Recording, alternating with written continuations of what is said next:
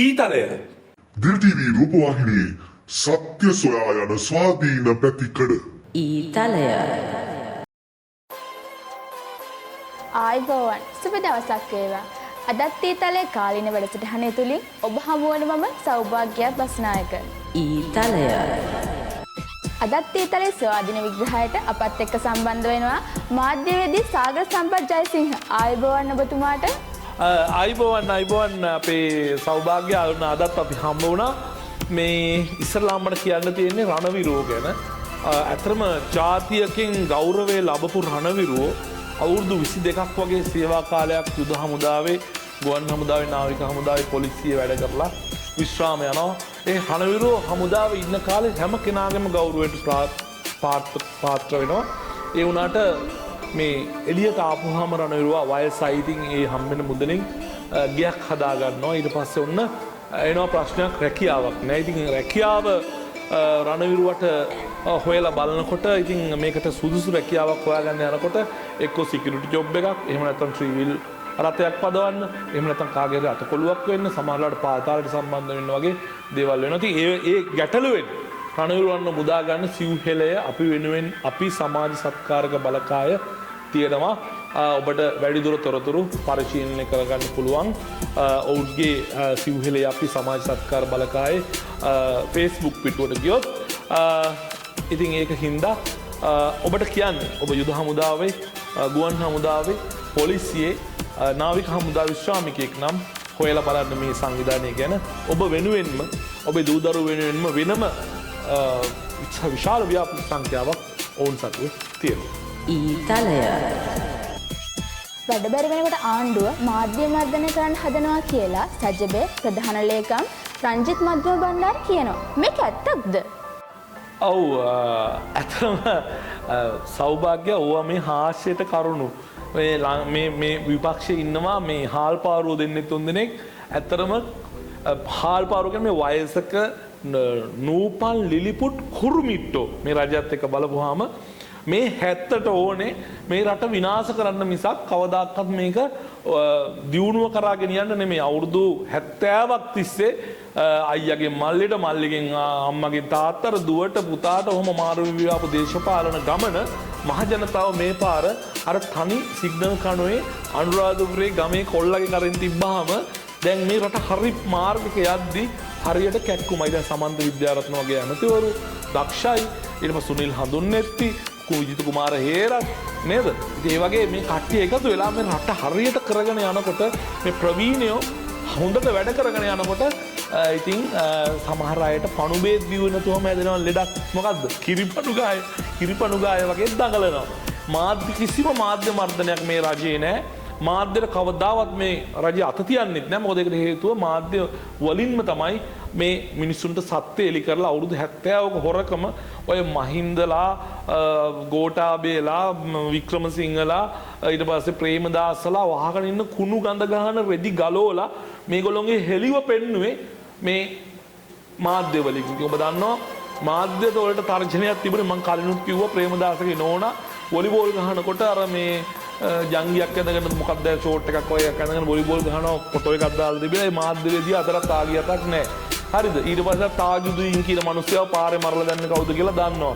අර කජ්ජා මැරුවා. ඉතින් ඔය වගේ මිනි මැරුම් 100,000 ගණන් සිද්ධ කරපු මිනි මරුවෝ පාතාල නායකයෝ නේද? ඉතින් දැන් සුදුරේදි වහගෙන පර්මල් වට්ටිය අස්සේ පිස්තෝලේ තියාගෙන ඉතින් ජනතාව සුපිරි දුන්නානේ දැන් මේගොල්ලොන්ට ගේම් එක.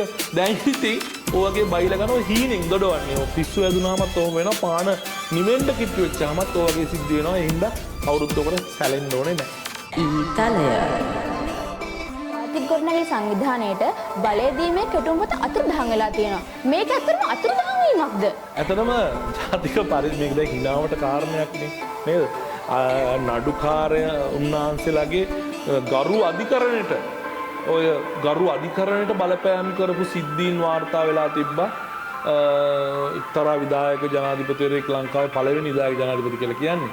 ඒ මිනිස්යාගේ කාලේ ඉතින් ඒ වගේ දේවල් තිබ්බා. ඊට පස්සේ ගොඩ ප්‍රශ්න මේ රාජ්‍ය නිලධාරීන්ට මම හිතන්නේ වැඩිම බලපෑමක් කරපු රජයන් අතරින් මේක එක්සත් ජාතික පක්ෂ ආණ්ඩුව, ඒ වගේම පොදු ජන පෙරමුණු ආණ්ඩුව, ශ්‍රී ලංකා නිදහස් පක්ෂ ආණ්ඩුව මේ ලෝකේ වැඩිම ප්‍රචලිත මේ හොරකමට මැරකමට ජඩකමට හරිද අල්ලසට මුල් තැන දුන්නු ආණ්ඩු කරපු මිනිස්සු දැන් ඇඟිල්ල දික් කරනවා අර ප්‍රඥප්තිය නැති වුණා මේ ප්‍රඥප්තිය නැති වුණා කියලා අතරම මේවා විහිළුවට කාරණා මේවා කතා කරන්න ඕනේ නෙමෙයි ඒක නැති වුණා නම් අපෝ හදාගන්නීනේ නේද අතුරුදහන් වෙච්චාම මේකේ පිටපතක් හොයලා තියෙන්න ඕනේ ඒ හින්දා මේ වගේ විහිළුවට ලක් වෙන කාරණා විපක්ෂයෙන් ඉදිරිපත් කරනකොට අපිට දුකයි මොකද ජනතාව ගැහුවේ කොහොමද දන්නවද විපක්ෂ මිනිසුන්ට පස්සට පයින් කබරය පොළවේ ගහනවා කියලා අහලා තියෙනවද කබරය පොළවේ ගහන නැට්ටෙන් අල්ල කරකෝලා දබක් ගාලා ගැහුවා පොළවේ කබරයව ඒ හා සමානව මිනිස්සු ගහලා කැඳත් නැතුව එළියට විසි කරපු එවුන් හොරකම් කරපු සල්ලි පාවිච්චි කරලා දැන් ඉතින් එක එක චෝදනා කරනවා ඉතින් අපිට කියන්න දෙන්නේ ඔයාට මේ ඇවිල්ලා අර මේ විනාඩියක් නිහඬතාවයක් තමයි අපිට ඉල්ලන්න දෙන්නේ පව් ඉතින් ඔයාලා ඊතලය පළාත් සභා ඡන්දයේදී ආණ්ඩුවට එරෙහිව දැවැන්ත එකමුතුවක් එනවා කියලා පාර්ලිමේන්තු මන්ත්‍රී හර්ෂණ රාජකරුණා කියනවා. ඇයි මෙහෙම වෙන්නේ? මේමයි අද සෞභාග්‍යතාව කාලෝචිත ප්‍රශ්න ටිකක් තෝරගෙන තියෙන්නේ. පළාත් සභා ඡන්දෙදී දැවැන්ත එකමුතුවක්. දැන් මොකද දැවැන්ත? ත්‍රිවිල් දෙකක තුනක දාලා යන්න පුළුවන් නේ දැවැන්ත කට්ටිය නේද? අර සාටකයක් දාගත්ත මහත්තයා ඉන්නවා. දළදා මාලිගාව වටේ පැද්ද මොනවද? Race car. හරිද? ඉතින් මිනිස්සු ඡන්දේ දෙයිද? එතකොට ආයෙ පාරක් ඉන්නවා ශ්‍රී ලංකා නිදහස් පක්ෂය කියලා එකක් මෛත්‍රී මහත්තයත් නැහැ දැන්. කවුද මේ දයශ්‍රී ජයසේකරත් නැහැ. තටුත් නැහැ. මන් දන්නේ සරමවත් තියනවද කියලා අඹුඩේ පිටින් ඉන්නවා ඒ කට්ටිය එතනත් 4-5 දෙනයි. හරිද? ඊට පස්සේ එක්සත් ජාතික පක්ෂ ඡන්ද 10යි 15යි. අපි සීයාගේ පක්ෂේ. ඉතින් ඒගොල්ලෝයි ඔය කට්ටියම මේ ලේලන් බස් එක මං හිතන්නේ ඔය දැවැන්ත සංවිධානයේ දාන්න පුළුවන්. ලේලන් බස් එක තව කෝටි 2ක් විතර ඉන්නවා මේ අනිත් මාලිමාව පැත්තේ මිනිස්සු. ඒ සංවිධානයේ දැවැන්ත නෑ කියලා කියන්නේ ඒක අති දැවැන්තයි. හරි මේක දැවැන්තයි නා ඒ සංවිධානයේ අති දැවැන්ත වෙන වචනයක් මම සිංහලෙන් දන්නේ නැහැ. ඒ කියන්නේ මෙන්න මෙහෙම නිකන් කිව්වොත් වැලි කැටේකුයි මහා මේරු පර්වතේ වගේ නිකන් කතාවක්. මෙහෙම සිද්ධියක් තමයි කවුද මේ අපේ මේ සෞභාග්‍ය මේකත් එක මට කියන්න තියෙන්නේ ඒ හින්දා ඔය දෙවන්ත පක්ෂේ මම දැක්කා ඊපෙට රැස්වීමක් තියලා තියෙනවා මේ මිනිස්සු අඩි 3න් 3ට තමයි තියලා තිබ්බේ. දැන් වෙන රැස්වීමක නම් මිනිස්සු තෙරපෙනවනේ. මේකේ අඩි 3ට 3ට හුලම් වදින්නලු එහෙම තියලා තියෙන කට්ටිය. ඔබ හුලම් වදින්න හොඳයි ඉතින් මේ ෆෑන් එකක් දාගෙන පොඩ්ඩක් කකුල් දෙක එහෙට මෙහෙට පළල් කරන් හිටියා නම් ගිහිල්ලා එතන ඔය නායකයෝ සරමයිදගෙන ඒක හින්දා ඔය අති දැවැන්ත පක්ෂයක් එක්ක හැප්පෙන දැවැන්ත පක්ෂය ගැන අපිට ලොකුවට හිතන්න ඕනේ මිනිස්සු දෙයි ගානට මේ පාර කට්ටියටම ගෙදර ඉඳගෙන කට්ටියම ගෙදර ඉඳගෙන කෑම් බීම කාලා නෝන්ලව බලාගෙන ඉන්න. ඊතලය මොකද්ද මේ ජනාධිපතිතුමාගේ මුජිබර්ගේ විගණකාධිපති ප්‍රශ්නය? දැන් මුජිබුර් රහමාන් කියන්නේ නම් මම දන්න විදිහට මානසික රෝගී. හරිද?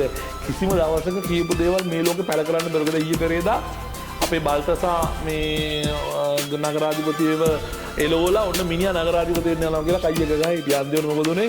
දෙවෙනි පාර අයවැය කියනකොට අර මිනිස්සුන්ට ඇත්ත තේරිලා මේ ජනතාවට ද්‍රෝහි වෙන්න බෑ කියන හදවතේ වේදනාවෙන් ඒ හිටපු ප්‍රාදේශ සභා මන්ත්‍රීවරු ඡන්ද දුන්නාපහු මේ මාලිමාවේ අයවැයට ඇයි කාටද මේ ද්‍රෝහිකම් කරන්නේ? මේ අහිංසක මිනිස්සුන්ගේ වැසිකිළියකට නානකාමරයට නේද වහලයක් ගහන එකට පාරක් අතු ගහන එකට මගේ අම්මෝ ඇයි මෙහෙම කරන්නේ? මේ වගේ කුහක දේශපාලන පක්ෂ සෞභාග්‍ය මම්මගේ ජීවිතේ මේ අවුරුදු 30 ගාන ඇතුළෙම දැකලා නැහැ. ඉතින් ඒක හින්දා ඔන්න මේ පාර දැන් ඡන්දේ දුන්නාන් පස්සේ කියනවා දෙන්නේ අතුරුදහන් වෙලා හිටියලු. තව එකෙක්ට අසනීප වෙලා හිටියලු. හත් දෙයියනේ අතුරුදහන් වෙලා හිටියම මේ ළඟයි පොලිසියක් තියෙනවා පැමිණිල්ලක් දාන්න එපා. ඒක හින්දා ওই මුජිබුර් රහමාන් අතිගරු ජනාධිපතිතුමාට මේ එල්ල කරන ඔයා දන්නවද මේ සෞභාග්‍ය හඳට ගල් ගහන විදිය? ඔය හල්පේ පැත්තේ මීරිගම කියලා කියලා ගම හල්පේ කියලා. ඔය හල්පේ මිනිස්සු හඳට ගල් ගහලා හඳෙන් කෑල්ලක් කඩා ගන්න හදුවලු. හරි? ඒකින්ද ඉතින් හඳට ගල් ගහලා හඳෙන් කෑල්ල කඩා ගන්න හදුවට කවදාවත් ඉතින් දැන් සෙට් එක ගැහුවලු ගලු. ගාන හදලා තියෙනවා අපි ගහමු කියලා ගල් ගැහුවලු හඳට. ඉතින් හඳට ගල් ගහලා අහල පහල වෙන ගමක මිනිස්සුන්ගේ වහල වලට ගල් වැටිලා හොඳට ගුටි කාලා දත් කඩාගෙන ඉස්පිරිතාලේ ගිහිල්ලා ඒක තමයි කියන්නේ අදත් කියන හල්පේ හතේ කියලා. ඔය සමහර අය ඉන්නවා හල්පේ. හරි ඉතින් ඒක හින්දා හල්පේ කතා තමයි ඔය ජනාධිපතිතුමාට කරන චෝදනා හරියට මුජිබුර් රහ්මාන් වගේ මානසික රෝගියෙක් ඇත්තටම මොකක් වගේද හඳට ගල් ගැහුවා වාගේ කියලා තමයි මට කියන්න දෙන්නේ ඇත්තටම දීප්තිමත් හඳක් මන්දනේ මං අහලා තියෙනවා කවියක් මේක හරියද මට හරියටම මතක නෑ මේ අර පින්මද පුතුන් සියයක් ලදුවත් හිතරු ගුණනන බෙලෙන් යුතු පුතුමය ඊතාගරු එකපුන් සඳින් දුරුවේ ලොව ඝන අඳුරු නෙකතරු රැසින් නෙලෙසට නොම වේය දුරු කියලා තමයි නාමල් ඇතුළු අනික් නෙකතරු රැසට මට කියන්න වෙලා තියෙන්නේ ආයිබෝවා ඊතලය අදත් ඊතලේ කාලීන වැඩසටහනින් සමුගන්න මම සෞභාග්‍ය බස්නායක නැවතත් හමු වෙමු. DTV රූපවාහිනියේ කාලීන හා ප්‍රවෘත්තියන් DTV හදවතේ නාලිකාව